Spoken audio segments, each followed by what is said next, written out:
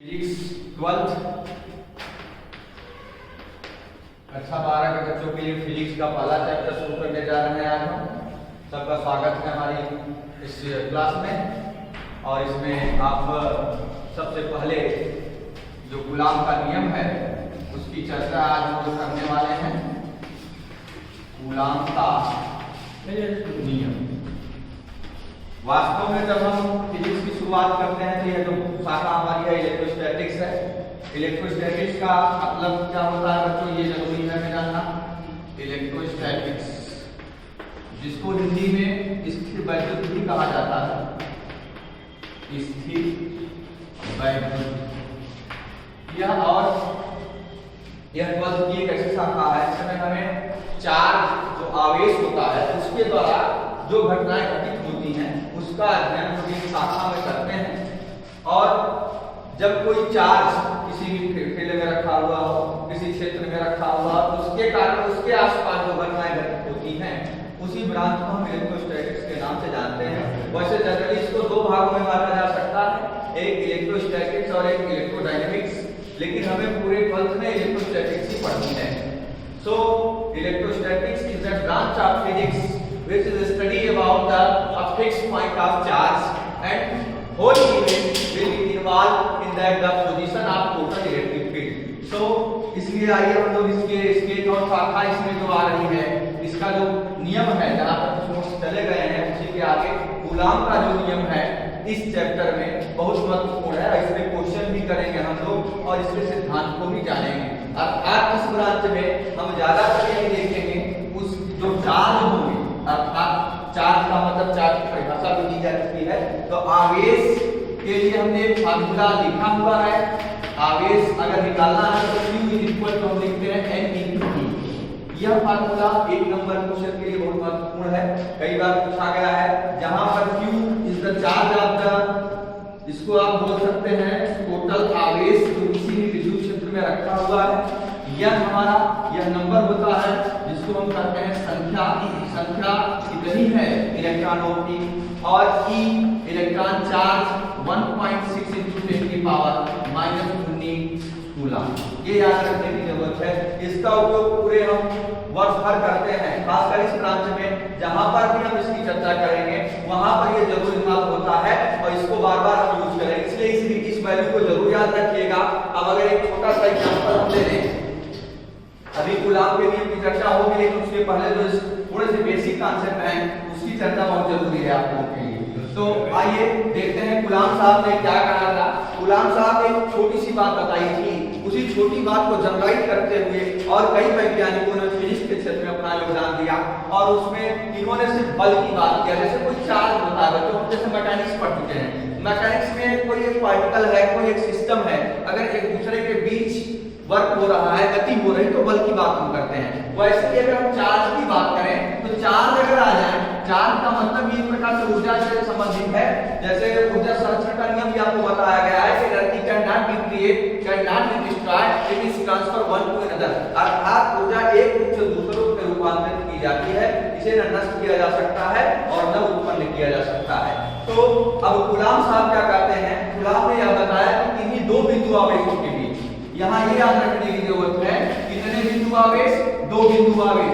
अगर हम दो बिंदु आवेश ले लें, एक Q1 और एक Q2, तो दो बिंदु आवेशों के बीच काम करने वाला कौन सा बल, विद्युत। हमने कहा था विद्युत की चार्ज हम देख रहे हैं, तो दो बिंदु आवेशों के बीच काम करने वाला विद्युत बल जो होता है उनके चार्ज जो होते हैं उनके मल्टीप्लिकेशन अर्थात उनके गुणनफल के डायरेक्टली प्रोपोर्शनल और उनकी बीच की दूरी, अगर दूरी इनके बीच में ले ली जाए r, तो इनकी बीच की दूरी के वर्ग के व्युत्क्रमानुपाती होता है।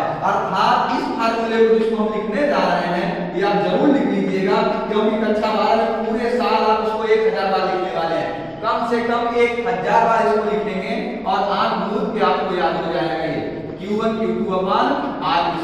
क्योंकि हम पूरी ब्रांच में जब बल की बात करेंगे तो इस फार्मूले की ही सहायता से, चाहे आगे ब्रांच बदल जाए वहां पर m1 m2 हो जाए, इसका कैलकुलेशन आपको दिखाते हैं जो आप लोग पहले कक्षा 11 में पढ़ चुके हैं। एक बराबर आप जानते हैं G m1 और m2 अपान r²।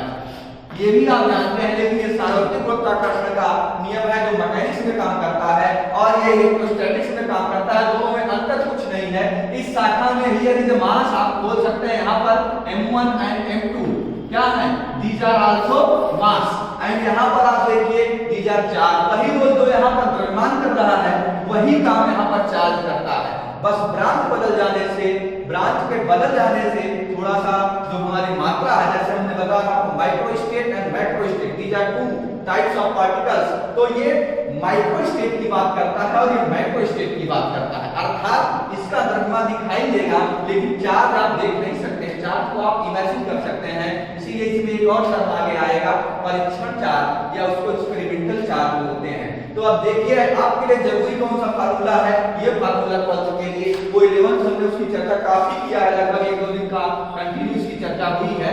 आपको बताए थे उसी समय कि आगे आप जब अगली ब्रांच पढ़ेंगे तो वहां पर इसकी चर्चा जरूर होगी। अब देखिए Q1 और Q2 क्या है, Q2 दोनों चार्ज हैं, इसको आप बोल सकते हैं Q1 और ये Q2। R क्या है, इन चार्जों के बीच की दूरी जो आपके सामने प्रदर्शित है। तो R का मान 1 metre, 2 metre, 3 metre, 4 metre, 6 metre, 8 metre कुछ भी हो सकता है। बस आप ये याद रखिएगा कि चार्ज कितना है। अब चार्ज क्या होगा, चार्ज अब चार्ज में दिया है कितने कूलम का चार्ज इस विद्युत क्षेत्र में रखा हुआ है। जैसे एक एग्जांपल को हम लेकर इसको समझ सकते हैं। इस कांस्टेंट की वैल्यू आप लोग जानते हैं, ये कांस्टेंट होता है। जैसे यहाँ पर आपने देखा था कैपिटल G कांस्टेंट था जिसको सार्वत्रिक गुरुत्वाकर्षण सिद्धांत कहते हैं, वैसे ही ये भी क्या है, ये भी एक कांस्टेंट है। इस कांस्टेंट की सहायता से माध्यम बदलने पर बल का मान बदल जाएगा। लेकिन हमें जनरली हम देखिए बल है तो यहाँ पर हमें इसका मात्रक लिख देना चाहिए था। ये मात्रक है क्या इसका, न्यूटन। बल जहां भी आएगा वहां पर हम इसका मात्रक जरूर इंडिकेट करेंगे। और अब देखेंगे कि अगर कोई भी एक चार्ज ऐसे रख दिया जाए, मान के चलिए कि आप एक ऐसे निकाय ले लीजिए और हम कहें कि Q1 पर यानी अर्थात पहला चार्ज हमारा 2 माइक्रो कूलम है। माइक्रो कूलम भी बताए हैं, एक छोटा सा माप होता है उसका आवेश का। और यह इधर Q2 पे आपके लिए लिख दिया जाए 5 माइक्रो कूलम।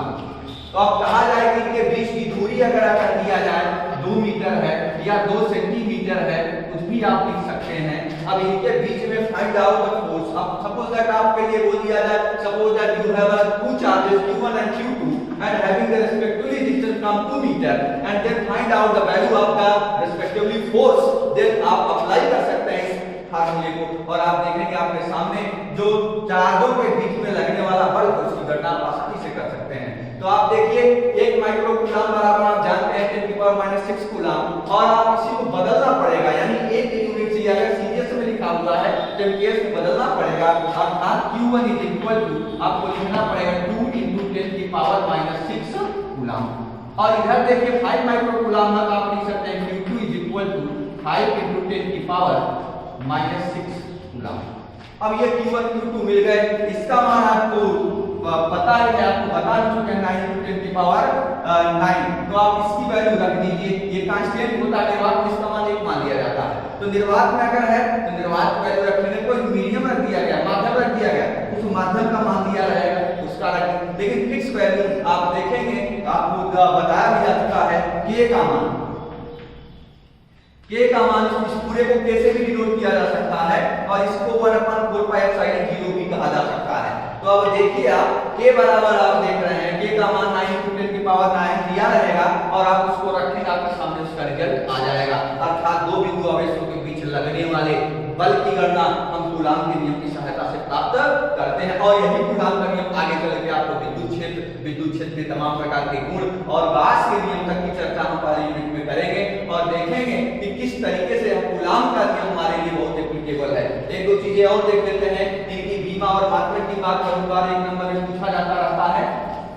1 नंबर में कई बार पूछा गया है कि जैसे आप देखिए एप्सिलॉन नॉट क्या है।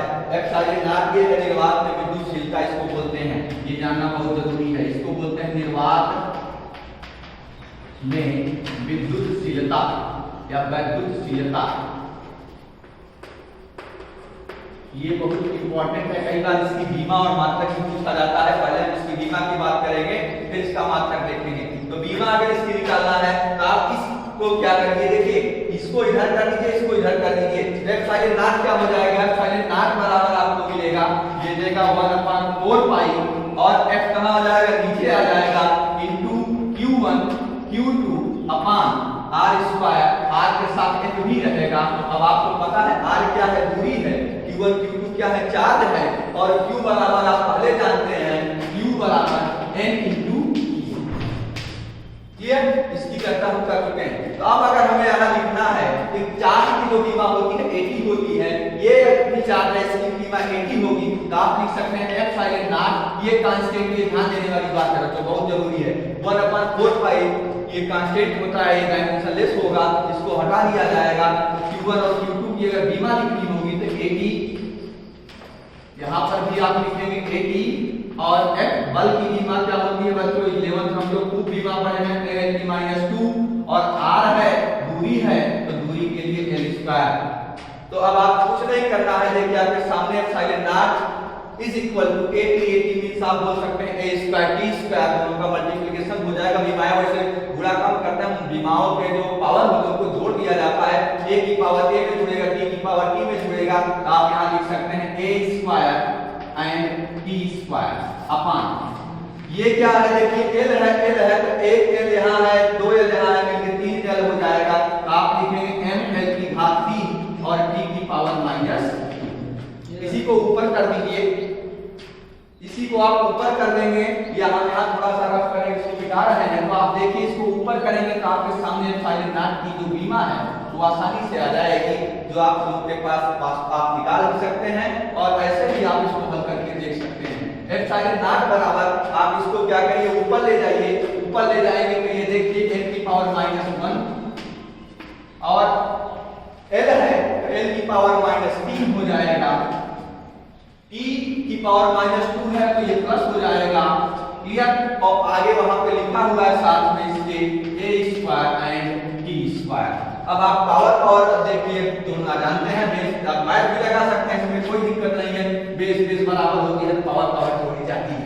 तो आप देखिए एप्सिलॉन नॉट बराबर इसकी बीमा आपके सामने आ जाएगी, 2 नंबर में कई बार पूछा गया क्वेश्चन है, n की पावर 1 रहेगा, क्लियर। L क्या है देखिए, L की पावर -3 ही रहेगा, t को देख लीजिए, t 2 कितना होता है बच्चों, 4 होता है, और a स्क्वायर अर्थात आपके सामने एप्सिलॉन नॉट, या आप बोल सकते हैं निर्वात की विद्युतशीलता का जो बीमा है वो आपके सामने आ गया। तो आप लिख सकते हैं epsilon naught is equal to n की पावर -1, L की पावर -3, t की पावर 4 एंड a की पावर 2। अब इसी की सहायता से हम इसका मात्रक भी लिख सकते हैं, चाहे s मात्रक लिखें चाहे SI। ये देखिए m का मतलब क्या होता है, जो मतलब किलोग्राम होता है आप जानते हैं, तो लिख सकते हैं किलोग्राम इनवर्स। L आप जानते हैं L क्या है, लंबाई है, तो लंबाई के लिए आप क्या यूज करते हैं, मीटर, तो आप यहाँ लिख सकते हैं मीटर की पावर -3। t क्या है, टाइम है, टाइम के लिए SI हम यूज करते हैं सेकंड, सेकंड की पावर 4, और ये a मींस एम्पियर है, एम्पियर का मतलब विद्युत धारा का जो मात्रक होता है उसका यूज हम करेंगे, तो इसको लिख सकते हैं क्या, एम्पियर, या सिंबल में लिख देते हैं a स्क्वायर, या यहाँ लिख सकते हैं आप एम्पियर का मतलब एम्पियर स्क्वायर का, ये ध्यान देना है, तो आप लिख सकते हैं यहाँ पर एम्पियर का स्क्वायर, क्लियर। ये आपको मिल गया कौन सा मात्रक, एम्पियर पद्धति में मात्रक भी आपके सामने मिल गया, और आप आसानी से इसको देख सकते हैं, बड़े आसानी से समझ सकते हैं, खासकर शुरुआत कक्षा 12 की जब हम करते हैं, इसमें कूलाम का नियम बहुत ही उपयोगी होता है, और आपको हमेशा याद रखना चाहिए कि कूलाम का नियम 2 बिंदु आवेशों के बीच में लगता है। कई बार ये भी पूछा जाता है कितने बिंदु आवेशों के बीच में लगता है, तो बच्चे कहते हैं 1 बिंदु आवेश के बीच में लगता है, ऐसा कभी नहीं हो सकता, क्योंकि जब 2 चार्ज होंगे तभी उनके बीच में इंटरेक्शन होगा, interaction of charge, then we can find the force, clear. तो इतना समझ में आया आपको कि नहीं, इसके आगे थोड़ा सा 1-2 पॉइंट और बचे हुए हैं, इसकी चर्चा हम बाद में करेंगे अगली क्लास में, आपको नेक्स्ट क्लास में, और तमाम से शिक्षक हैं जो पढ़ाना चाह रहे हैं वो भी आपको अपने सब्जेक्ट के माध्यम से आपको पढ़ाएंगे। आप बहुत ही सावधानी पूर्वक चीजों